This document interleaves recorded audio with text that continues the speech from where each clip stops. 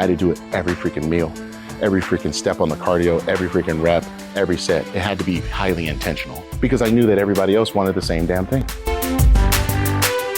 Welcome, everyone, to the Driving Vision podcast brought to you by the Zeigler Auto Group. I'm your host, Sam Dark. Be sure to subscribe to the podcast, like it if you do, and leave a comment.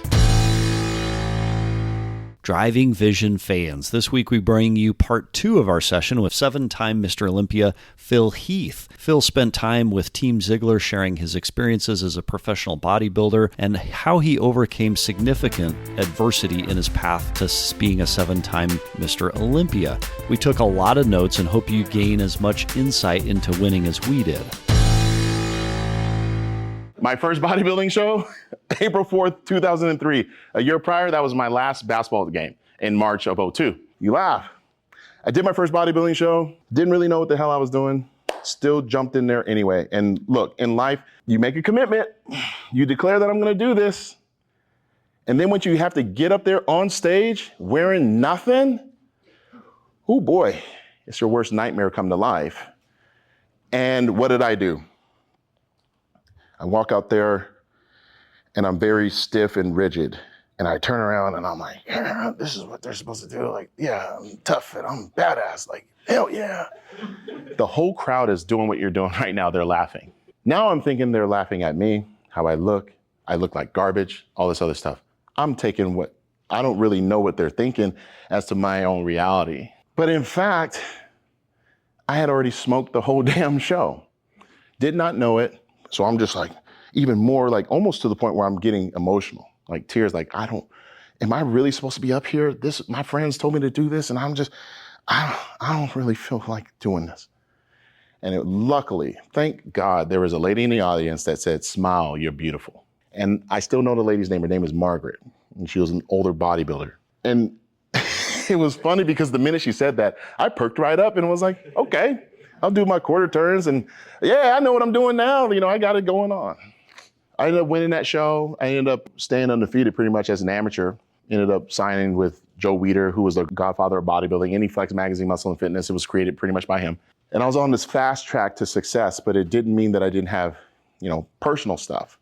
Personal stuff meaning like, imagine, being a bodybuilder, you make $0. Like you're not an NFL, NBA player. You're just not. You may look like it, so just a word to the wise. When you go online and you see a lot of these influencers, they ain't making no money.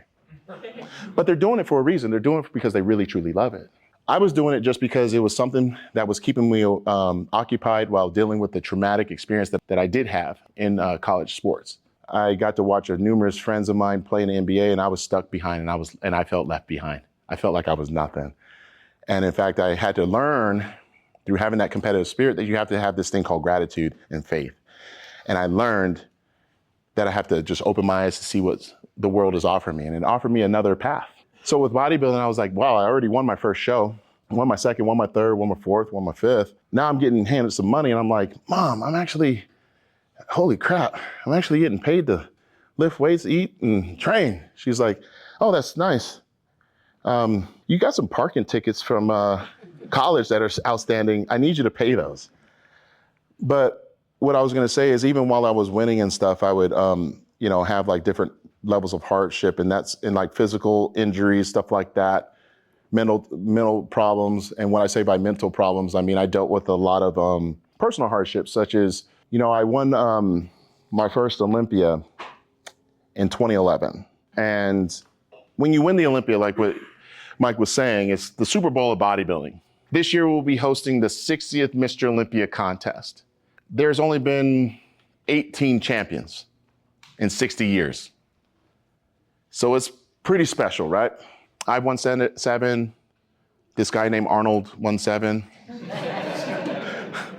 And there's 2 guys that won 8, Lee Haney and Ronnie Coleman. When I won that first one, well, even going into that first one, you realize you have an opportunity to be great, but you have to conquer this thing called your own ego, and you have to conquer this thing called your own fear. You have to conquer this thing that a lot of us deal with, which is performance anxiety. How many times can you succeed? How many times can you do it at a high level? And are you willing to declare it in front of everyone? Are you willing to hold yourself up to that standard? And those habits have to equate to that victory each and every day. And a perfect example was the year prior to I won my first Olympia. It was in 2010, and I ended up getting second. And you would think, since the previous year I got fifth, that I would be excited. I was excited for a brief moment, but then I realized when they announced Jay Cutler as a 4-time Mr. Olympia champion, I did one of these. And I remember going home and then watching the webcast again. And I rewound the tape because I wanted to understand what my body language was looking like when I was announced basically second, because I feel like that tells a story. That story basically told me that I was not ready to win. I was willing to say it. I was willing to declare it. I was willing to do the interviews. I was willing to do everything that was going to deliver that win except own it all.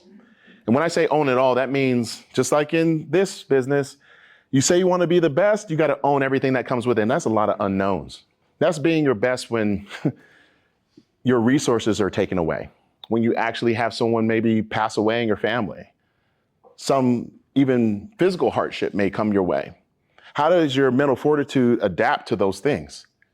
And I really wasn't able to answer those questions at that time. And that's probably why I exhaled, because I figured, well, second is always a little safe. Second is like right there, and you know that everybody will root for you. Because we all know, even this guy named Tom Brady, when he would get ready for the Super Bowl, they would show the map of like who is supporting him and who hates him. And it would be like all red, like hate. But he was the one that would stand up and say, I can take it. Because I already deal with the war within. And I know what the hell I want. And I know that the actions that I have and the habits that I have, the gratitude of being able to play the game, are going to deliver me into a triumphant moment. And if it doesn't this time, it's still one step closer. And that's what I had to do. But I didn't just have to do it the week of the show. I had to do it every freaking meal, every freaking step on the cardio, every freaking rep, every set. It had to be highly intentional because I knew that everybody else wanted the same damn thing. And I'll fast forward, in 2014, I was getting ready for the Olympia, and, I get a phone call that my father had this rare blood disease called amyloidosis, and that he didn't have much time to live. And I remember just like, what? I'm just now getting to know my biological father, and now his life is being told he got 1 month. So I fly up to Seattle to go visit him, and I remember just telling him, I was like, actually it was 2013, August of 2013. And I said, why aren't you eating? They said you gave up. I thought you had drive. He was from Dallas, Texas, so I'm like throwing some stuff back at him. I thought you were tough. I'm not here to shame you, but I have DNA that is shared. I wear your last name everywhere I go. I'm your first son. How can you brag about me but not fight for your own life? If you can't do it for the years you weren't there, do it now. Prove to me that you give a shit. He did not cry. He was one of those, but there was a tear in his eye. And I said, I'm going to see you later. Got on the plane, left. I get a phone call. They're like, your dad's eating. I said, oh. So I fly back after I won. And I said, I'm going to keep coming back every week until we beat this.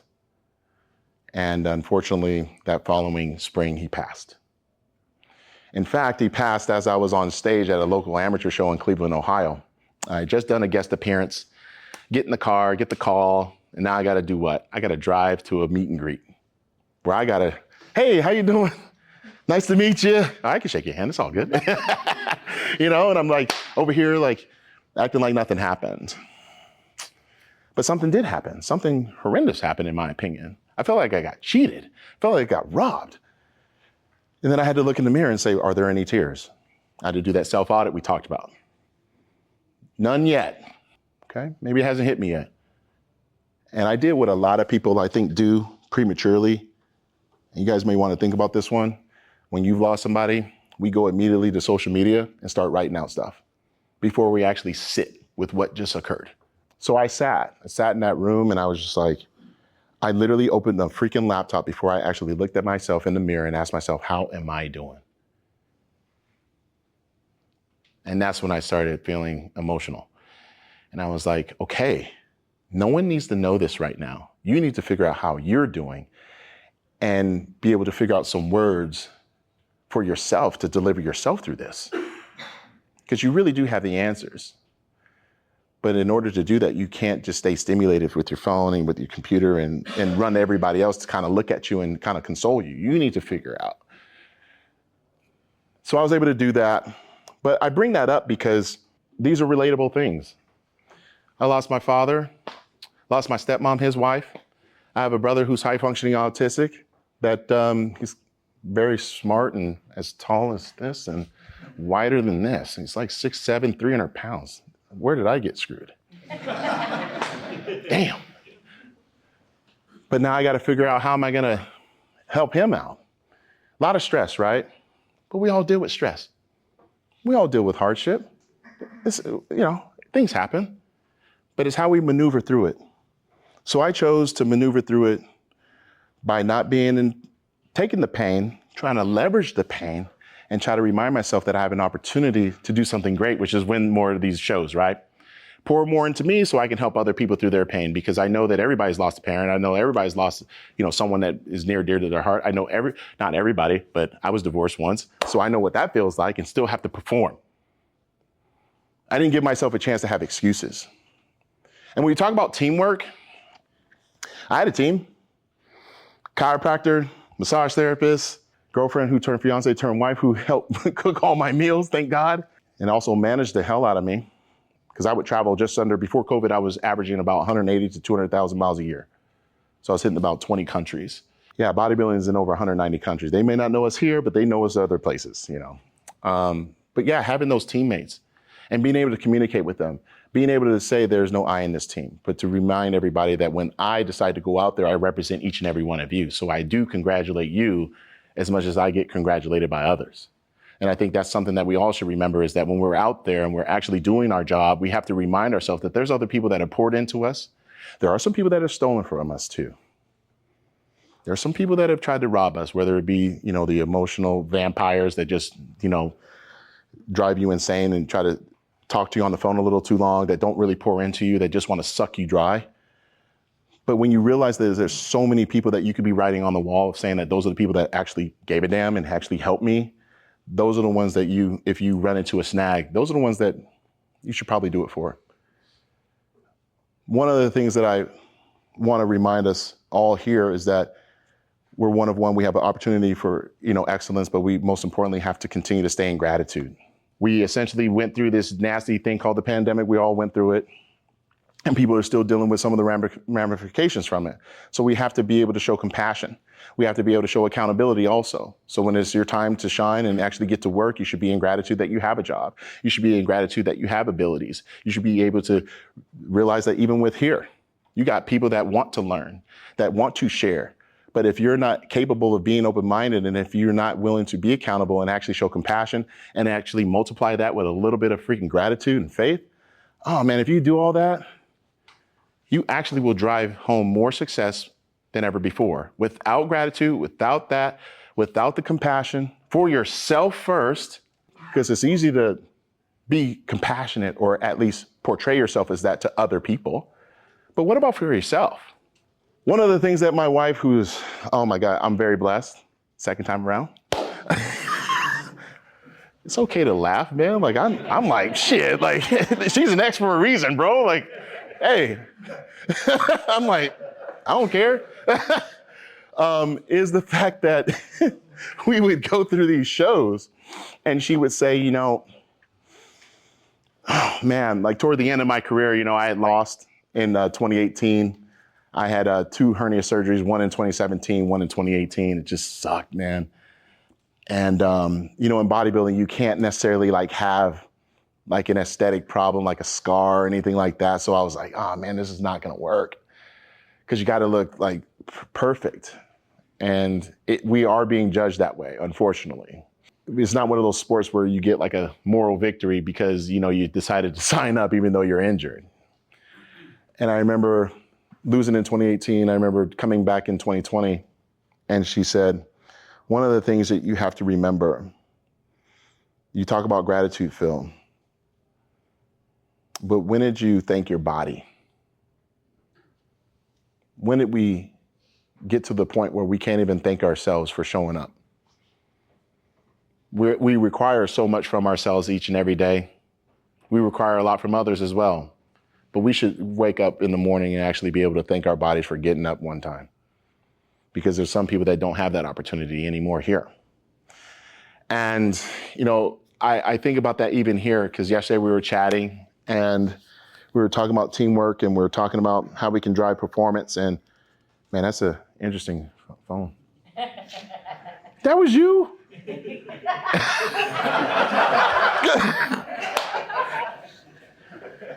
We're boys, so it's all good. But seriously, we talk about driving home performance, and one of the many things that I just want to remind us all is that,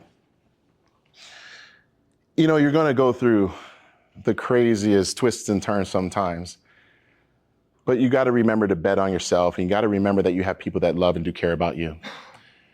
But in order to honor them, even the ones that may not physically be here anymore, you have to love yourself. You have to love every bit about yourself. And even for me, having to be one of the best bodybuilders in the world, I had that body dysmorphia, and I used it to drive performance of talking trash about myself. That produced, and this is where we get into the hollow victory portion. By me doing things through frustration, anger, and bad communication to myself, that you're not good enough, that would drive performance.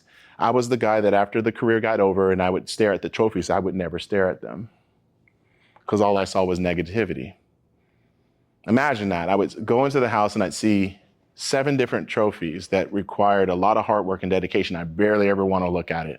And in fact, for the Mr. Olympia, you get you get a medal, you get a couple medals, and you get a big ass trophy. So I get this trophy that's this size, and it weighs 30 pounds. So I got 3 different types. I got the original one that guys like Arnold had. I won the 50th Mr. Olympia. I won the Olympia at the 50th, which was a gold-plated one. That was the same size. And then after that, they made a supersized one that weighs 50 pounds. So I have 3 different types, and I wouldn't even stare at it. And I would wonder why, and I'm like, because you didn't really enjoy it enough. You did it through pain only. You just remember the anger that you had when you lost your dad. The shame that you had when your divorce happened. When your friends doubted you and some even robbed you blind starting a new business. And you turned that into going to the gym, and it was going to help alleviate all my pain and frustration. I'm sure you don't have to raise your hand. Maybe you blink. Have you ever gone to the gym with some anger, with some frustration, thinking that that's going to solve all your freaking problems? Well, let me tell you, it doesn't. Because you didn't really deal with the pain, you masked it. You put a Band-Aid on it. And if anything, you pushed it down. And if anything, you numbed the pain. Don't numb your pain. People numb their pain through alcohol, drugs, sex, whatever, and working out, gambling as a distraction. If you numb the bad, you're also going to numb the good. If you numb the bad, you're going to numb the good. Because when I would see those titles, I didn't see good. I saw when people told me I wasn't shit. I saw when fans would talk trash. I saw how I even had an ex-girlfriend from college that said, "What are you going to do with your life?" And I said, "Be a fitness model." And she goes, "Oh, you don't have to look for that." And I told the story yesterday. I ended up getting the cover of Flex magazine. I sent the box to her mom's house. How about them apples, right? But imagine that. That's a perfect example. I'm thinking I'm going to be petty about it. He's over here I was being petty, right? But I should be happy that I got a cover of Flex magazine. I went from not playing at all as a Division I athlete, pretty much suicidal, I'll just be honest, in college. If you watch my documentary, Breaking Olympia, I go deeper into that because I was just there was a sense of entitlement because I showed up every day. I just thought that I should be playing and stuff, and I was just being told a lot of lies. And I'm sure a lot of collegiate athletes have been told these things. They were recruited for a certain purpose. It didn't work out, and they have no answers. They have no way of expressing themselves. So they get depressed, and that leads to other things. But instead of being excited, and I'm over here see, I showed you. Yeah, I'm going to show you. When I should just be man, that was dope. Look at that. That's what hard work gets you. I should be happy about this. So I'll close with this. Give a damn about your success more than anybody else in the room. A special thanks Don't to Phil be a jerk Heath for while you're joining this doing week's that. podcast. Until next Look week, how forward are you driving to vision helping yourself today? But also help other people. If you're so great and you want to just pound your chest all the time, think about the people that you don't lift up that need that energy too. If you could actually do that and be a leader, whether it be in your household or in your business, I really think we'd all be much better off. And last but not least, check your attitude, because life is worth living and you got a lot of work to do. Thank you guys. Appreciate it.